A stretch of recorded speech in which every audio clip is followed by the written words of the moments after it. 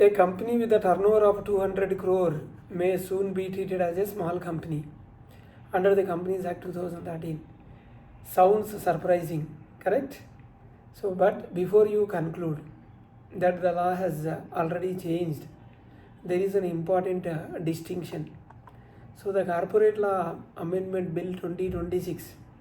So, the Corporate Laws Amendment Bill 2026 proposes to increase the upper limit for the definition of a small company under Section 2, subsection 85.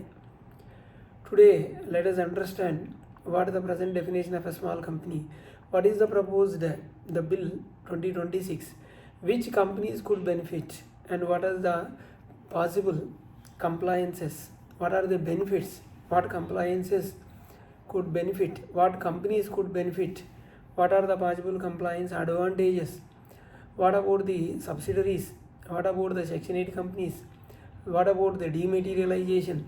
So all these things, and most importantly, as this proposal becomes the law now, so let us understand this from a practical aspect in view of the company secretaries.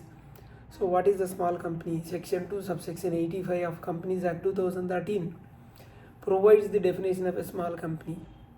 So broadly it applies to a company other than a public company subject to prescribed financial limits, and certain exclusions are there.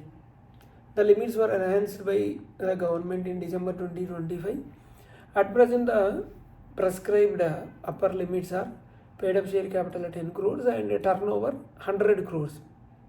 This is the present law. However, both conditions have to be considered. And there are also important exclusions, for example, holding company, subsidiary company, and the companies governed by Special Act, Section 8 company are excluded from the definition under this existing framework. So what is this 2026 proposal? Now comes the interesting part. The Companies Laws Amendment Bill 2026 proposes to increase the statutory ceiling under Section 2 subsection 85. The proposed upper limits are paid up share capital 20 crores and the turnover 200 crores. So this means the government is proposing to expand the universe of companies that may qualify as a small companies. But here remember, this is a bill, this is not yet the law. As of now, the company should continue to determine their status based on the provisions currently in force. Why the government proposing this change? The basic policy objective is quite simple: ease of doing. As an Indian business grew, the company which was considered large when the Companies Act was introduced may today be relatively a small or medium-sized companies because of the change. Therefore, the argument here is, should every growing company continue to carry the same level of procedural compliance? This is a question. Or should compliance obligations be proportionate to the size and the risk of the company? So the proposed amendment attempts to address these issues. What could be the practical benefit? The company qualifies as a small company. It can enjoy certain simplified compliances. Simplified compliance provisions available under the Companies Act 2013. I'll give you an example. Small companies have a specific relaxation relating to the board meeting requirements, annual report format, cash flow statement requirements, rotation of auditors, and certain penalty related benefits. So expanding the definition could potentially bring much larger number of companies within the simplified compliance framework. But there is one important point. Small company status does not mean zero compliance. Compliances are there. The company still remains subject to the Companies Act and applicable laws. Let us take an example. Suppose company A has a paid up share capital of 15 crore, turnover 150 crore. Assume it is an unlisted private company and does not fall under any exclusions. Under existing 10 crore and 100 crore framework, it would not qualify as a small company, right? But if the proposed 200 crores and 20 crores limits becomes the law, the company could potentially fall under the financial thresholds. Therefore, the amendment could significantly expand the number of companies eligible for small company definition, small company treatment. But there is another important question: subsidiaries. This is where the discussion comes interesting. Under the present framework, a subsidiary company is excluded from the definition of the small company. So imagine a startup has a paid up share capital of 2 crores. Its turnover is a 20 crore, but it is only one subsidiary of the another company. Can it be a small company? Can it be a small company and get small company benefits? Under the existing exclusions, no.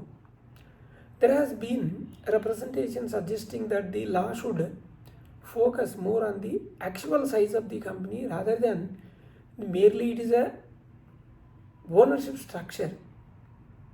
Because of the subsidiary, it is not coming under small company definition. So this is particularly relevant for startups, SPVs, foreign-owned subsidiaries, MSME subsidiaries, and even project-specific companies. However, this is a stakeholder proposal, not a current legal position. This is only a proposal. What about section companies? Section 8 companies. This is interesting. This is Section 8 companies. Section 8 companies are not currently excluded from the definition of small company.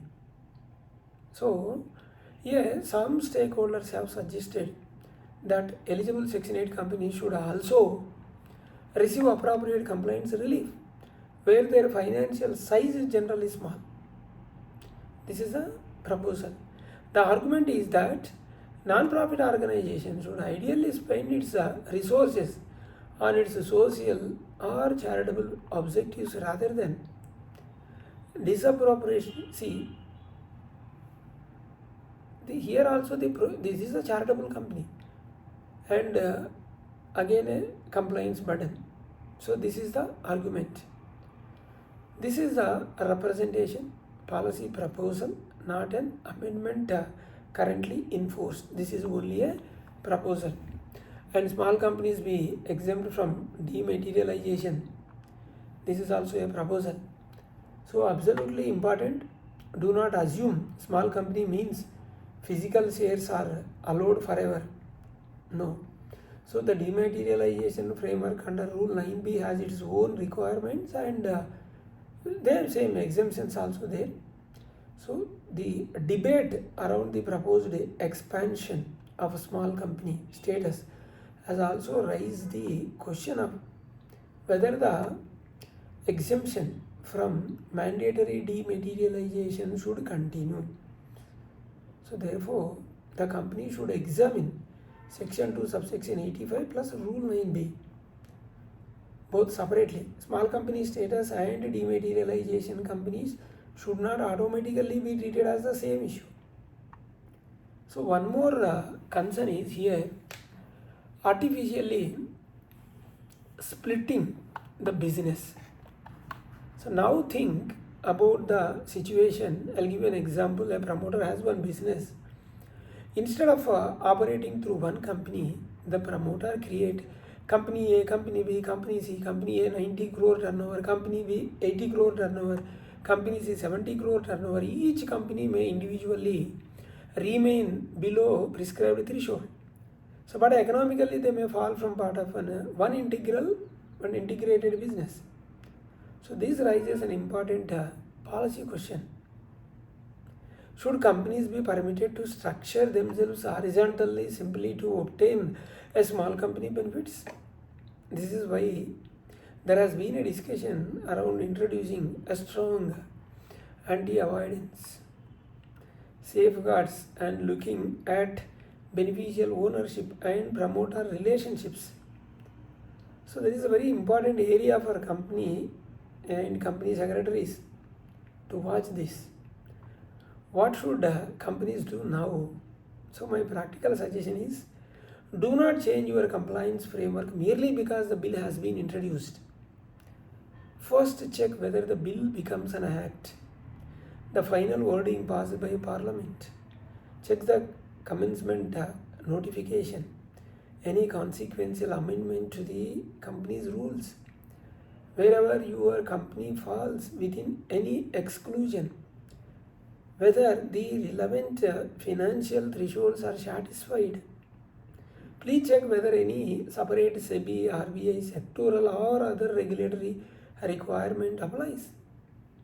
Only after that should the company revise its compliance matrix. So here the real takeaway is the proposed amendment is not merely about changing. So 10 crore to 20 crore and 100 crore to 200 crore. This is only not the amendment changing. The large question here is how much compliance should be imposed. How much compliance should be imposed on a company based on its actual size and risk and public exposure. So that is a real policy debate.